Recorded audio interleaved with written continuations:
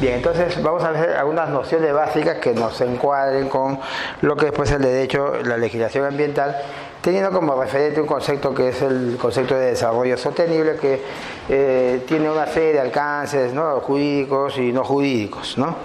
Bien, entonces ese es nuestro propósito, trabajar ese concepto, ¿no?, en un marco de lo que nosotros denominamos de hace buen tiempo el término de sistema jurídico ambiental peruano, el derecho como un sistema jurídico, ¿no?, en este caso ambiental, ¿no?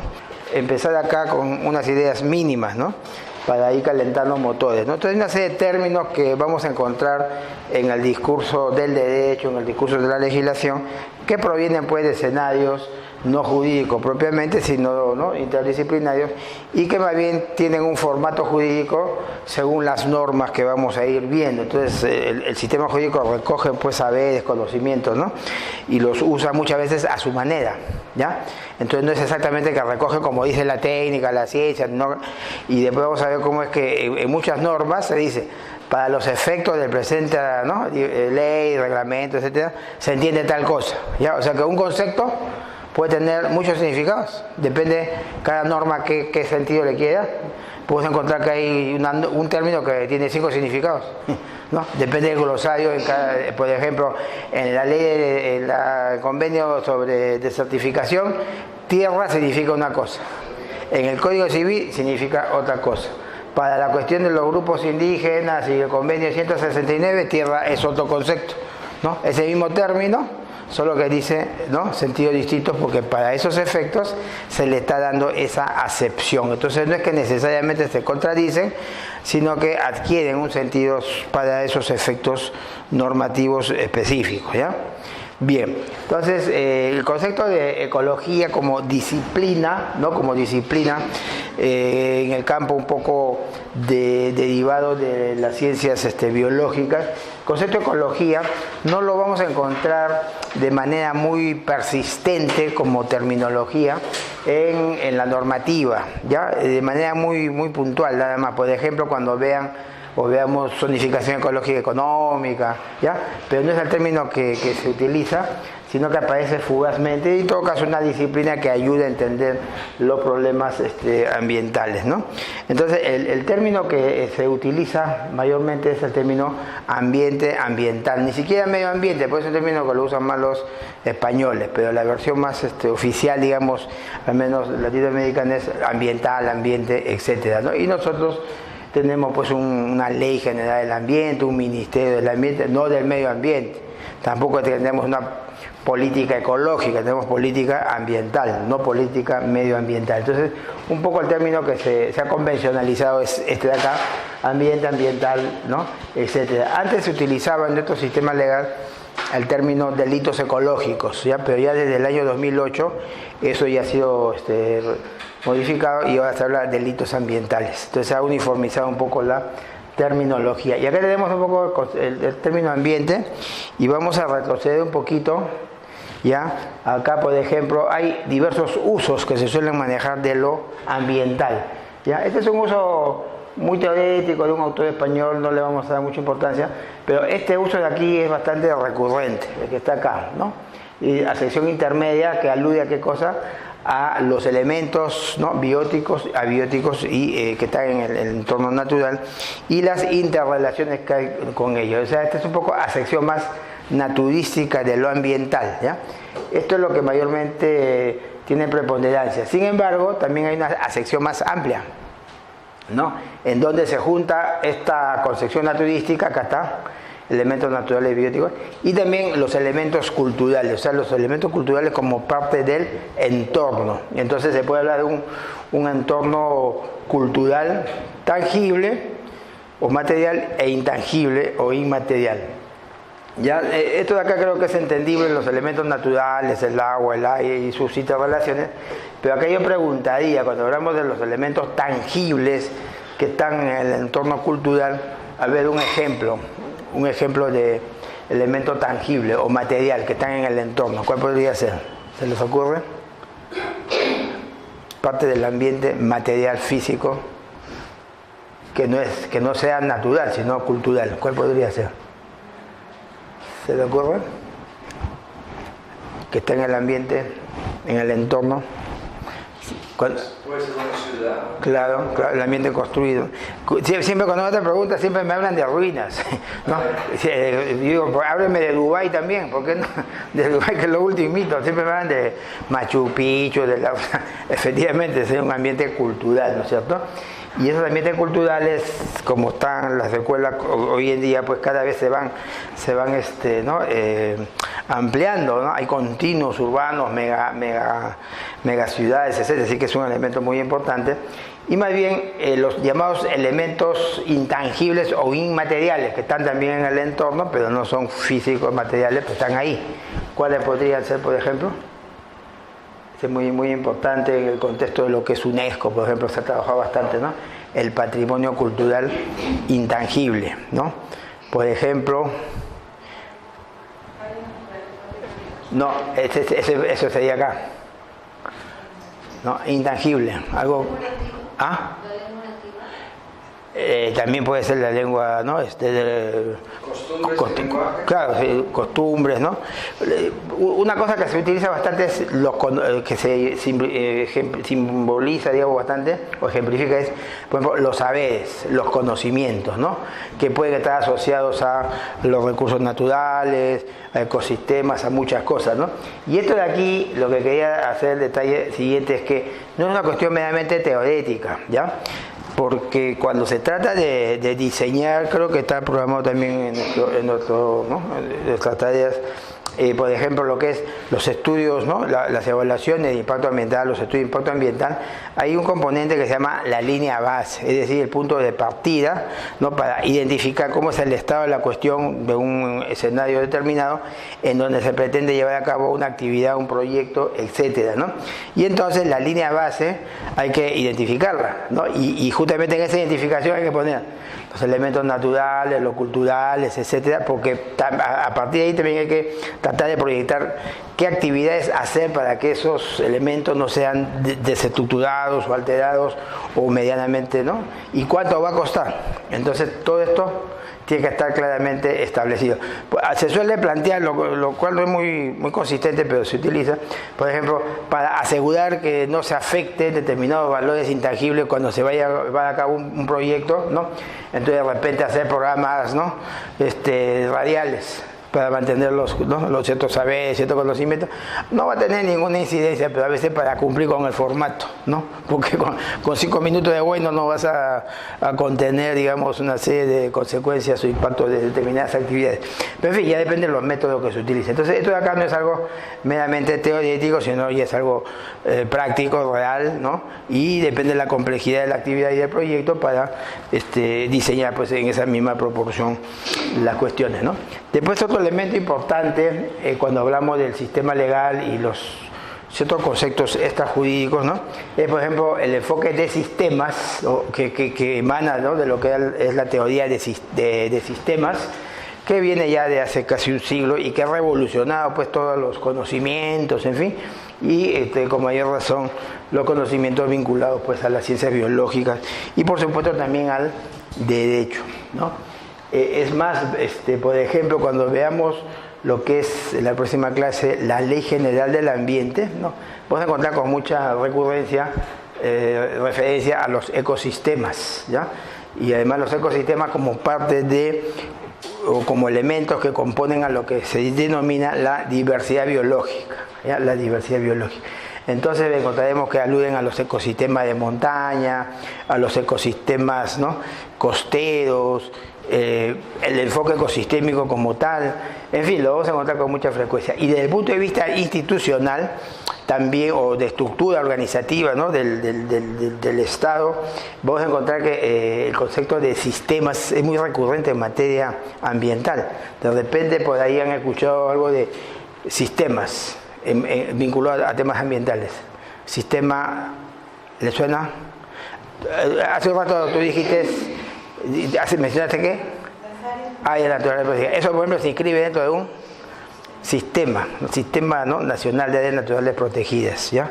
Y acabo de mencionar la evaluación de impacto ambiental, eso también se inscribe dentro de un sistema nacional de evaluación de impacto ambiental. y así entonces aparecen muchos sistemas, ¿no? Se acaba de dar la ley de cambio climático, hoy, ¿no? Creo que se habla del sistema, ¿no? En fin, o sea, ya está, no sé si es de moda, pero es muy recurrente ese concepto de sistema, ¿no? Pero en realidad no solamente en la cuestión ambiental, sino en todo el sistema público, en todo, ¿no? La dinámica pública, ¿no? Sistema Nacional de Inversiones, en fin, ¿ya? Entonces está muy frecuente esto, y como un poco recordemos, cuando se habla de sistemas es una concepción que trata de articular una serie de distintos componentes, ¿no? Que están interrelacionados, que tienen una cierta unidad de sentido, en fin, esa es la unidad básica, ¿no? Conceptual del sistema. Entonces lo vamos a encontrar con mucha frecuencia, pues. Es más, inclusive hay una ley sobre digamos, la valoración de los ecosistemas. O sea, hay una ley específicamente sobre retribución de los servicios ecosistémicos, ¿ya? O sea, los ecosistemas que tengan la naturaleza, de repente en las zonas altas, generan pues ciertos servicios, ¿no? Para las personas, para los grupos, para las empresas, ¿eh? Y entonces eso también hay que ver quienes facilitan para que eso se mantenga, alguna manera de retribuirlos para que sigan pues garantizando la continuidad de esos servicios, ¿no? Esto vamos a ver después, el desarrollo sostenible, ¿ya? Desarrollo sostenible tenemos al final de clase un alcance. Otro elemento importante, bueno, se conecta con lo que estábamos hablando, ¿no? Los servicios ecosistémicos, pero sí hacer una consideración en el siguiente sentido, ¿no? Tradicionalmente los recursos naturales lo hemos visto siempre de manera compartimentalizada, ¿ya? De repente el agua por acá, la tierra por allá, ¿no? La flora y fauna, ¿no? Y no nos olvidamos que son parte de un ecosistema y están interrelacionados, ¿no? Entonces las normas tradicionalmente referidas a recursos naturales han estado fragmentarias, compartimentalizadas y solamente viendo la utilidad de carácter económico, ¿ya? Pero se han desgajado de su matriz. Entonces hoy en día la tendencia es que las normas sobre recursos naturales se conecten con esa matriz. Entonces prácticamente todas las normas nuevas, ¿no? En esta materia tienen el enfoque ecosistémico, ¿ya? Lo vamos a ver claramente, incluso así en la ley de recursos hídricos, enfoque ecosistémico, en la ley forestal y de fauna silvestre, ¿no? De 2011, pero que bueno, empezó a tener vigencia plena en el 2015, también está ahí, y así por el estilo. Ya hay normas muy antiguas, como por ejemplo la ley de minería, ¿ya? O la ley de hidrocarburos, que ya se anuncian nuevas normas, ¿no? Bueno, ellas no tienen esa conexión, esa actualización, pero como esa ley no se puede ver de manera desarticulada, hay que verla en el conjunto del sistema jurídico. Entonces ahí ya se conecta con estas consideraciones ecosistémicas, ambientales, etcétera, y de hecho hay reglamentos específicos sobre la materia, ¿no?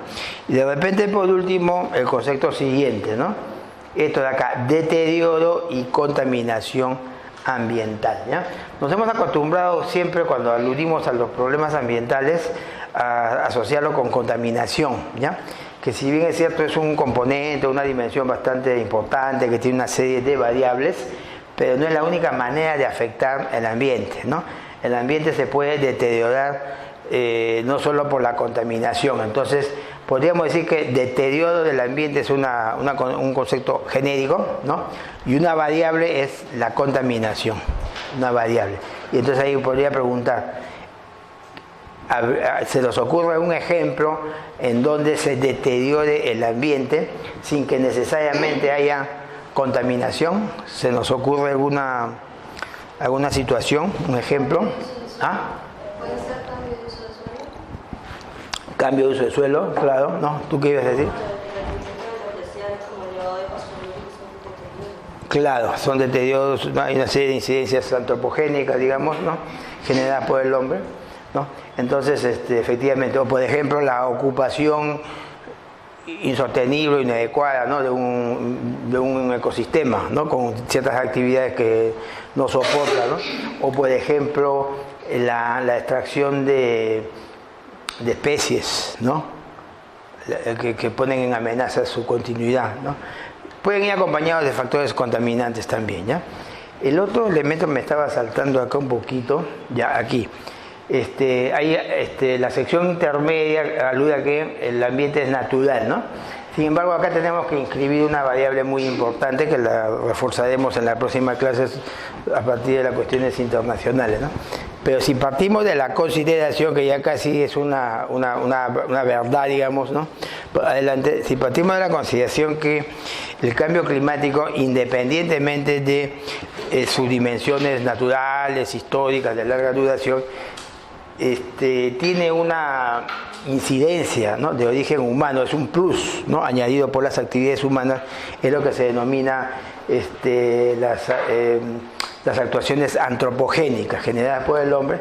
Entonces, si eso es válido, ¿no?, si esa concepción es válida, que digamos en su gran mayoría, ¿no?, hay ese consenso, pero por si acaso hay todo un pequeño segmento de quienes se califican como los negacionistas, ¿ya?, que consideran que el cambio climático no es exactamente como dice, ¿no?, las Naciones Unidas, en fin, otras lecturas, ¿ya?, entre los cuales también últimamente se ha inscrito Trump, el presidente Trump, en particular.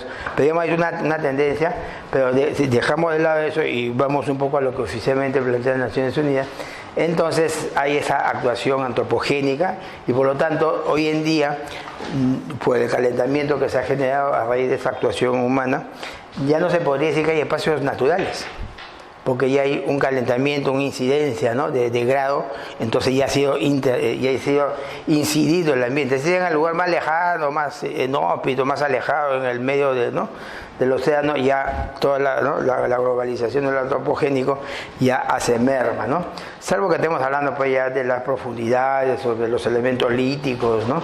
En fin, pero digamos desde el punto de vista más externo, básico, ya no hay espacio natural. Todo está, aunque sea tocadito un poquito por la actividad humana, ¿no?, si nos ponemos ahí. Así que ya no se puede hablar que natural a secas, y hay una incidencia, ¿no? En fin, y una ciudad ya después, ¿no?, digamos, el acabado, ¿no?, más consagrado de cómo lo natural, ¿no?, actúa sobre lo cultural, ¿no? Entonces la relación naturaleza, culturaleza, como le llaman algunos, pues es cada vez más simbiótica, más imbricada, ¿no? Bien, entonces estamos aquí en esto, y esto, repito, lo vamos a ver más adelante, ¿ya? ¿Alguna preguntita por ahí? ¿Alguna? Ya, entonces, perdón, ¿tu nombre cuál es y de qué especialidad? Vengo por parte de ¿Ah? Araceli. Ya, pero ¿alguna área, especialidad? Pero abogado. Ya, de derecho, porque hay 2 ingenieros, abogados. Bien, ya. A ver, vamos a algunas cositas, no necesariamente que ponemos, las pasamos, ya, o a veces las paso y después regreso si me conviene, en fin, ¿no? Acá tenemos una entrada, ¿no?, para ver un poco ciertas imágenes más o menos consabidas, ¿no? Más o menos consabidas. Entonces, todo esto tiene que ver con lo que se suelen denominar impactos ambientales negativos, no generados por las actividades humanas, ¿no? Los que son generados ya por la propia naturaleza ya no entran como impactos, sino son devenir, ¿no?, de la propia naturaleza. Pero sí, ya cuando estos son generados a resultas de la actividad humana, bueno, ya se le llaman impactos, ¿no? Entonces acá simplemente muestro, ¿no?, un escenario bastante gris, ¿ya? Pero también se puede hablar de impactos ambientales en positivo, es decir, que contribuyen a mejorar el entorno, darle más valor, más calidad, etcétera, ¿ya?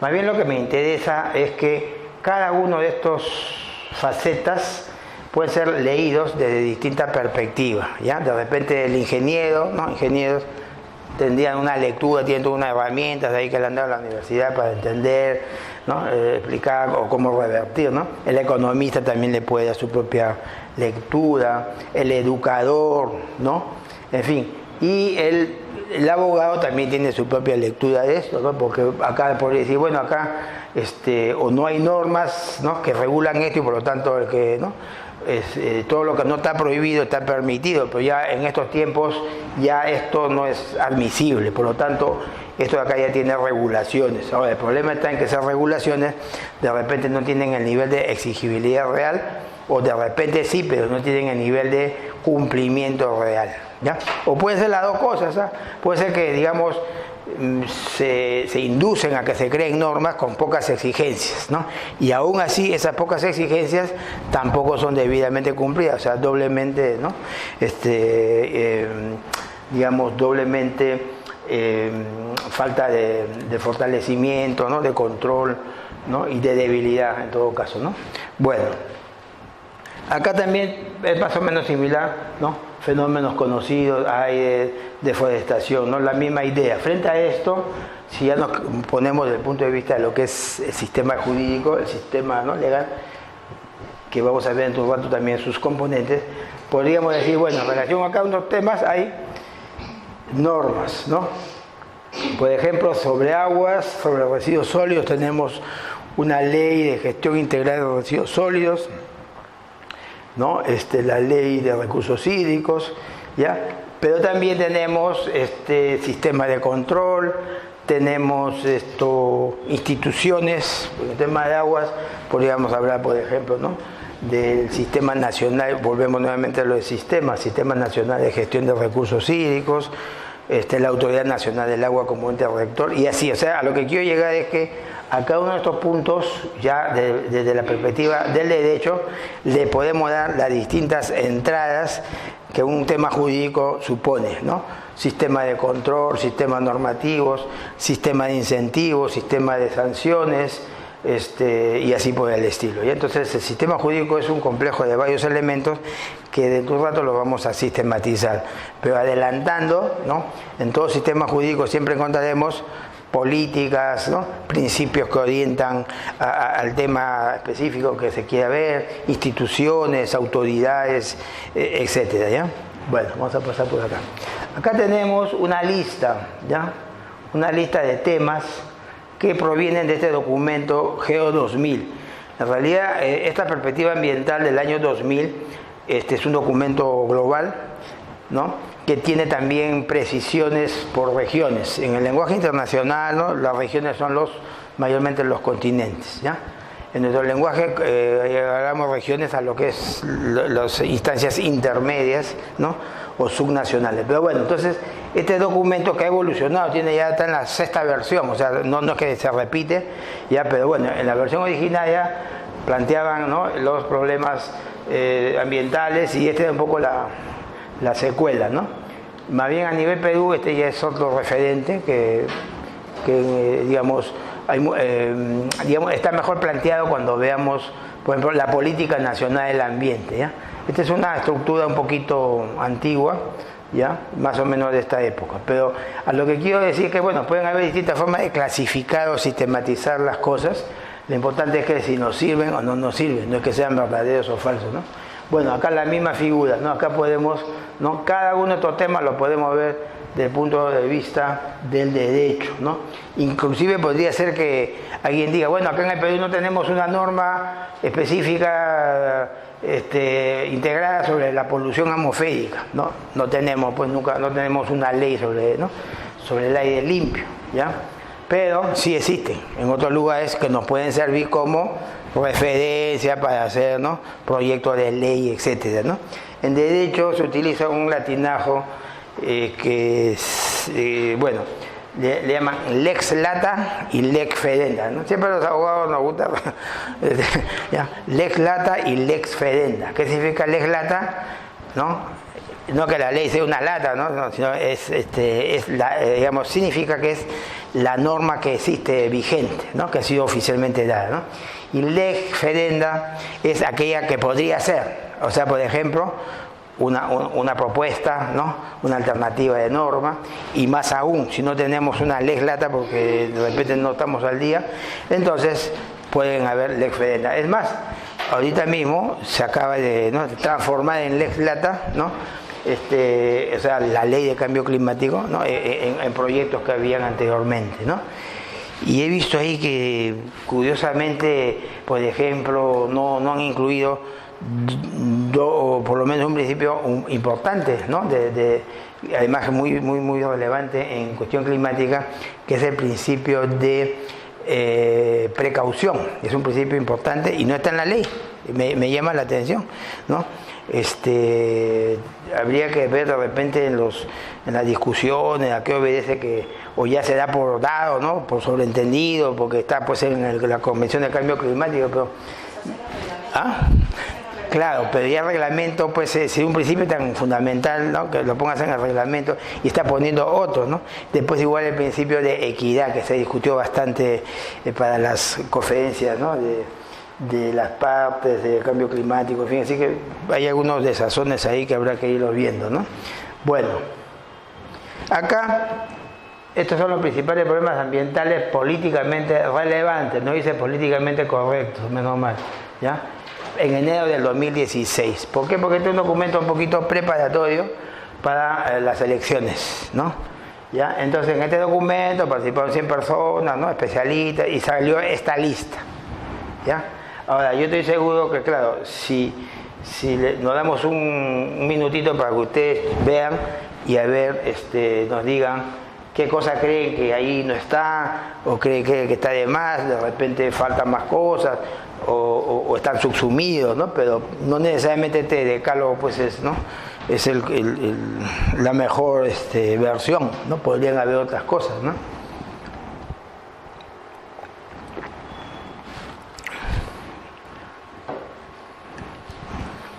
Por ejemplo, el otro día decía, bueno, no aparece la fiscalización ambiental, supongamos, ¿no? Ya, pero acá pues, acá en instituciones, ¿no? Porque tampoco puede desagregarse tanto, ¿no? Pero hay un tema, por ejemplo, ¿dónde está? Claro, pero habría que ver... Agua a nivel de interno y las cuencas y otras cosas. Claro. El mar. Claro, cuando dice agua, acá está pensando en el agua más continental, ¿no? Claro, no tanto Un concepto, ¿no? agua Los ecosistemas marinos y eso no está claramente establecido. Bueno, pesca, pero también pesca puede ser en la zona... Para la actividad productiva que se realiza. Claro, pero me refiero incluso también que esto puede estar en la parte continental, ¿ya? Cuando ustedes revisen la Ley General del Ambiente, resulta que los recursos hidrobiológicos no se mencionan para lo que es las aguas continentales, lo cual es absurdo, ¿no? Y solamente se menciona cuando se refiere a los ecosistemas costeros, ¿ya? Entonces hay un desentono ahí en la Ley del Ambiente, ¿no? Efectivamente, como tú dices, ¿no? Todo lo que tenga que ver con la dimensión pues de los ecosistemas marinos, ¿no? Salvo que se quiera incluir acá de repente diversidad biológica, pero tampoco está propiamente diversidad biológica, porque diversidad biológica a veces ponen ya los ecosistemas marinos, ya lo ponen ahí, ¿no? Lo cual no es tan así, porque no todo lo que tenga el mar pues es biodiversidad, hay minería, ¿no? Hay petróleo, eso ya no tiene que ver con la biodiversidad. Entonces tenemos una serie de conceptos, ¿no? Que a veces no encajan bien, ¿no?